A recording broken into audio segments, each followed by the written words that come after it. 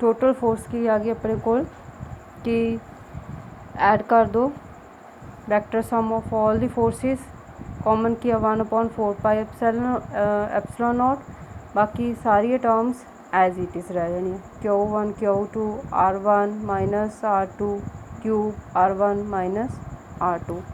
Same result for Q1 Q3। Next for Q1 and Qn। Next यदि diagram देख लो, consider की किया आप एक कोआर्डीनेट फ्रेम कंसीडर किया OX। नैक्सट अपने को हैगा वा कि Q1 वैक्टर का डिस्टेंस हैगा centre of coordinate frame R1 Q2 R2 Q3 R3 Qn Rn।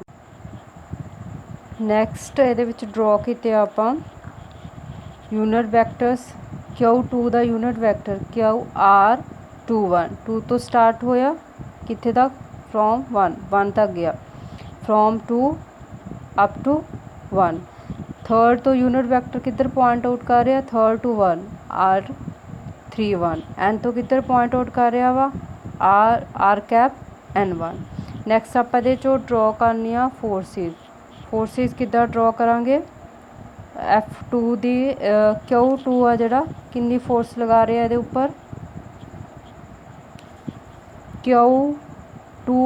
Q1 ते फोर्स लग रही आ किहड़े चार्ज के कारण लग रही है अपने को Q1 उपर जी फोर्स लग रही है सैकेंड के कारण लग रही है, तो फोर्स में आप लिखा force on charge 1 due to the charge 2। Same third charge तो कि फोर्स अपने को लगूगी force on charge 1 due to charge 3। And n उपर कि फोर्स लगती है अपने को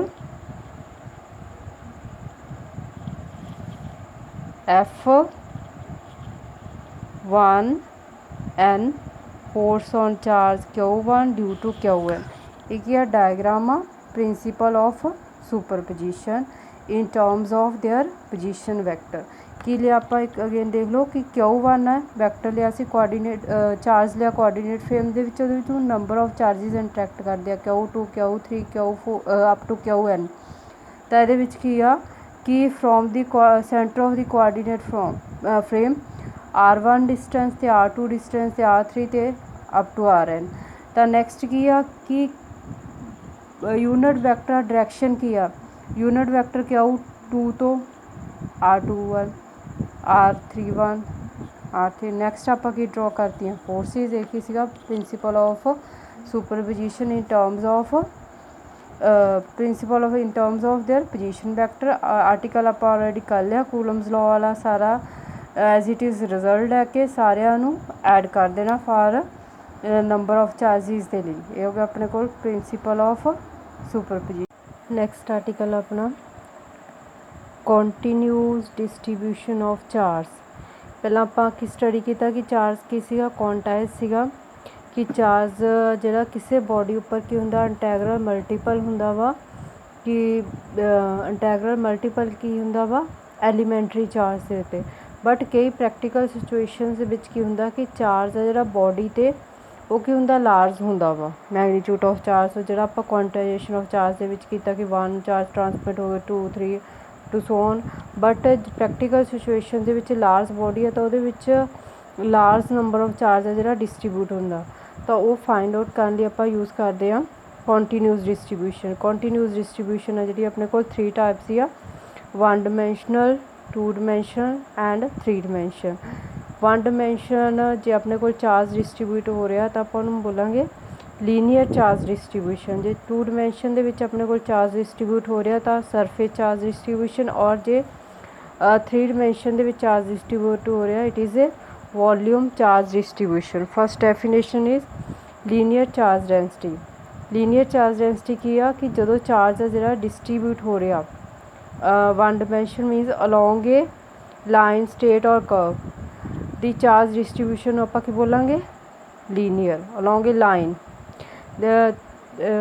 शो दैट आप एक डायग्राम कि ਲੈਂਥ ਆ ਕਿਸੇ ਵੀ ਰੋਡ ਦੀ, ਸਟ੍ਰੇਟ ਰੋਡ ਆ, ਲੈਂਥ L ਆ, ਤਾਂ ਉਹਦੇ ਉੱਪਰ ਚਾਰਜ ਆ ਜਿਹੜਾ ਕਿਉ ਪੋਜ਼ੀਟਿਵ ਚਾਰਜ ਉਹਦੇ ਉੱਪਰ ਡਿਸਟਰੀਬਿਊਟ ਹੋ ਰਿਹਾ ਵਾ, ਕਿਉ ਪੋਜ਼ੀਟਿਵ ਚਾਰਜ ਆ ਜਿਹੜਾ ਉਹਦੇ ਉੱਪਰ ਡਿਸਟਰੀਬਿਊਟ ਹੋਇਆ। ਤਾਂ ਲੀਨੀਅਰ ਚਾਰਜ ਡੈਂਸਿਟੀ ਉਹਦੀ ਕਿੱਦਾਂ ਫਾਈਂਡ ਆਊਟ ਕਰਾਂਗੇ ਆਪਾਂ, ਇਟ ਇਜ਼ ਡਿਨੋਟਡ ਬਾਈ ਲੈਮਡਾ। ਇਹ ਤਿੰਨੇ ਕੁਆਂਟੀਟੀਆਂ ਲੀਨੀਅਰ, ਸਰਫੇਸ ਐਂਡ ਚਾਰਜ, ਇਹਨਾਂ ਤਿੰਨਾਂ ਨੂੰ ਕੀ ਆ ਡਿਫਰੈਂਟ ਕੌਂਸਟੈਂਟ ਦੇ ਨਾਲ ਆਪਾਂ ਡਿਨੋਟ ਕੀਤਾ। ਮੀਨਸ ਜੇ ਆਪਣੇ ਕੋਲ ਕਿਊ ਆ ਜਿਹੜਾ ਆਪਣੇ ਕੋਲ ਕੀ ਆ ਡਾਇਰੈਕਟਲੀ ਪ੍ਰਪੋਰਸ਼ਨ ਆ ਜਾਊਗਾ ਜਿੰਨੀ ਲੈਂਥ ਆ, ਤਾਂ ਇਹਦੇ ਵਿੱਚ ਆਪਾਂ ਇੱਕ ਡਾਇਰੈਕਟਲੀ ਪ੍ਰਪੋਰਸ਼ਨ ਦਾ ਸਾਈਨ ਮੂਵ ਕਰਨੀ, ਲੈਮਡਾ ਇੱਕ ਕੌਂਸਟੈਂਟ ਮੰਨ ਲਿਆ। Lambda constant is known as linear charge density. Lambda is equals to Q upon L। ਤਾਂ its unit is Q, means unit of Q is coulomb, length is metre. For example ਇਹਦੀ ਆ ਕਿ charge ਆ ਜਿਹੜਾ ਯੂਨੀਫਾਰਮਲੀ distribute ਹੋ ਰਿਹਾ ਵਾ, ਹੋਇਆ ਵਾ ਸਰਕੂਲਰ ਰਿੰਗ 'ਤੇ ਜਿਹਦਾ ਰੇਡੀਅਸ ਆਪਾਂ ਕੀ ਸਪੋਜ਼ ਕੀਤਾ R। ਤਾਂ ਉਹਦੀ ਲੀਨੀਅਰ ਚਾਰਜ ਡੈਂਸਿਟੀ ਕੀ ਹੋਊਗੀ, ਚਾਰਜ ਕਿਊ ਆ ਡਿਸਟਰੀਬਿਊਟ ਹੋਇਆ ਉਹਦੀ ਪੂਰੀ ਲੈਂਥ 'ਤੇ। ਜੇ ਸਰਕੂਲਰ ਰਿੰਗ ਆ ਤਾਂ ਸਰਕੂਲਰ ਰਿੰਗ ਦਾ ਸਰਕਮਫਰੈਂਸ ਕੀ ਆਊਗਾ 2πr। Surface charge density means ਜਦੋਂ ਚਾਰਜ ਆਪਣਾ ਡਿਸਟਰੀਬਿਊਟ ਹੋਇਆ ਹੋਊਗਾ ਕਿਸੇ ਸਰਫੇਸ ਦੇ ਉੱਪਰ। ਸਰਫੇਸ ਕੀ ਆ ਆਪਣਾ ਪਲੇਨ ਵੀ ਹੋ ਸਕਦਾ, ਕਰਵ ਵੀ ਹੋ ਸਕਦਾ। ਚਾਰਜ ਡਿਸਟਰੀਬਿਊਸ਼ਨ ਉਸ ਕੇਸ ਦੇ ਵਿੱਚ ਕੀ ਕਰਾਂਗੇ ਆਪਾਂ, ਸਰਫੇਸ ਚਾਰਜ ਜਦੋਂ ਵੀ ਕਿਸੇ ਸਰਫੇਸ ਦੇ ਉੱਪਰ ਡਿਸਟਰੀਬਿਊਟ ਹੋ ਰਿਹਾ ਵਾ। ਤਾਂ ਆਪਾਂ ਇਹਦੇ ਵਿੱਚ ਐਗਜ਼ਾਮਪਲ ਇਹ ਆ ਕਿ ਆਪਣੇ ਕੋਲ ਏਰੀਆ A ਆ, ਕਿਸੇ body the surface area A ਆ, ਤਾਂ ਉਹਦੇ ਉੱਪਰ ਆਪਣਾ ਕਿਊ ਚਾਰਜ ਆ ਜਿਹੜਾ ਡਿਸਟਰੀਬਿਊਟ ਹੋ ਰਿਹਾ। ਤਾਂ Q is directly proportion to A। Directly proportion ਦਾ ਸਾਈਨ ਰਿਮੂਵ ਕਰ ਲਿਆ ਆਪਾਂ, ਸਿਗਮਾ ਕੌਂਸਟੈਂਟ ਲੈਣਾ, sigma is surface charge density, sigma is Q upon A, ਕਿ ਕਿੰਨੇ ਸਰਫੇਸ ਦੇ ਉੱਪਰ ਕਿੰਨਾ ਚਾਰਜ ਡਿਸਟਰੀਬਿਊਟ ਹੋ ਰਿਹਾ, ਉਹੀ ਉਹਦੀ ਕੀ ਹੁੰਦੀ ਆ ਡੈਂਸਿਟੀ। ਕਿ ਕਿੰਨੇ 1 ਮੀਟਰ ਦੇ ਵਿੱਚ ਕਿੰਨਾ ਚਾਰਜ ਡਿਸਟਰੀਬਿਊਟ ਹੋ ਰਿਹਾ, ਤਾਂ ਉਹ ਕਿੰਨਾ ਕੋਈ ਮੀਡੀਅਮ ਆਪਣੇ ਕੋਲ ਉਹਦੀ ਚਾਰਜ ਦੀ ਡੈਂਸਿਟੀ ਕਿੰਨੀ ਆ। ਫॉर एग्जांपल ਇਹਦੇ ਵਿੱਚ ਕੀ ਕਿਊ ਆ ਜਿਹੜਾ ਯੂਨੀਫਾਰਮਲੀ ਡਿਸਟਰੀਬਿਊਟ ਆ over surface of a spherical conductor of radius r, then its surface charge density। Charge क्यों डिस्ट्रीब्यूट हो रहा वा surface of area of a sphere 4πr² and its unit is Q, coulomb, area, meter square। Third type is volume charge distribution। Volume charge distribution ਦੇ ਵਿੱਚ ਕੀ ਆ ਗਿਆ ਆਪਣੇ ਕੋਲ volume charge density. Volume charge density किया कि when charge is distribute over the volume of the object is known as volume charge distribution और volume charge density. And volume charge density ਨੂੰ ਆਪਾਂ ਇੱਕ ਕੌਂਸਟੈਂਟ ਦੇ ਨਾਲ ਡਿਨੋਟ ਕਰਦੇ ਆ ਰੋ। ਤਾਂ ਇਹਦੇ ਵਿੱਚ ਕੀ ਆਪਣੇ ਕੋਲ ਕਿ V ਵੋਲਿਊਮ ਆ ਸਫੀਅਰ ਦਾ, ਤਾਂ ਉਹਦੇ ਉੱਪਰ ਕਿਊ ਚਾਰਜ ਆ ਜਿਹੜਾ ਡਿਸਟਰੀਬਿਊਟ ਹੋ ਰਿਹਾ ਵਾ। ਤਾਂ ਇਹਦੇ ਵਿੱਚ ਕੀ ਆ ਜੂ ਆਪਣੇ ਕੋਲ Q is equals to rho is equals to Q upon V। Unit ਕੀ ਆ ਜੂਗੀ ਕੂਲਮ ਪਰ ਮੀਟਰ ਕਿਊਬ। ਫॉर एग्जांपल ਇਹਦੇ ਵਿੱਚ ਕਿਊ ਆ ਜਿਹੜਾ ਯੂਨੀਫਾਰਮਲੀ ਡਿਸਟਰੀਬਿਊਟ ਹੋਇਆ ਵਾ entire volume of a sphere.